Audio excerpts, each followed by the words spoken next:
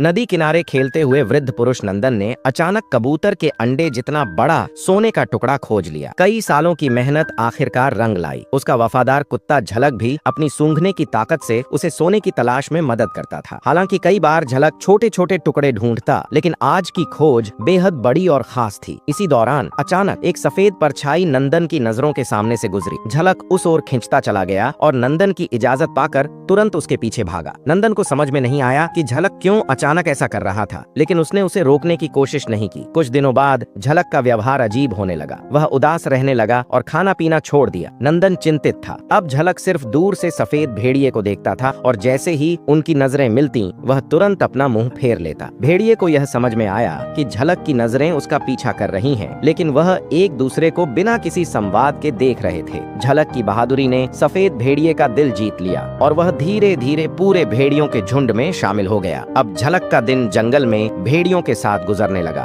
उसका बदला हुआ व्यवहार नंदन से छिपा नहीं रह सका। वह देखता रहा कि झलक अब उस पर पहले जैसा ध्यान नहीं देता, बल्कि भेड़ियों के साथ पूरी तरह से घुल मिल गया है। एक दिन नंदन को अपने पुराने दुश्मन का सामना करना पड़ा। वही आदमी जिसने सोने की खोज में सब कुछ गंवा दिया था, वह अब नंदन के सामने बंदूक लेकर खड़ा था। गुस्से में पागल होकर उसने नंदन पर गोली चला दी, जो सीधे उसके पेट में लगी। नंदन बुरी तरह घायल हो गया, लेकिन वह बिना किसी डर के झलक को याद कर रहा था। आखिरी बार नंदन ने झलक के सिर पर हाथ फेरा और उसे अपनी बहादुरी का संदेश देते हुए अपनी आंखें बंद कर ली। नंदन ने दुनिया को अलविदा कह दिया। कुछ समय बाद जंगल के आसपास इंसानों के बीच अफवाह फैल गई कि वहाँ एक नई नस्ल का भेड़िया घूमता है, जो न सिर्फ सफेद था बल्कि उसकी आंखों में एक गहरी समझ और ताकत भी थी। कहा जाता था कि वह भेड़िया कभी इंसानों के बीच से आया था और अब जंगल में उसकी कहानी जिंदा थी। अगर आप जानना चाहते हैं इस अद्भुत कहानी का नाम, तो पिन कमेंट में जाएं और फिल्म का नाम देखें।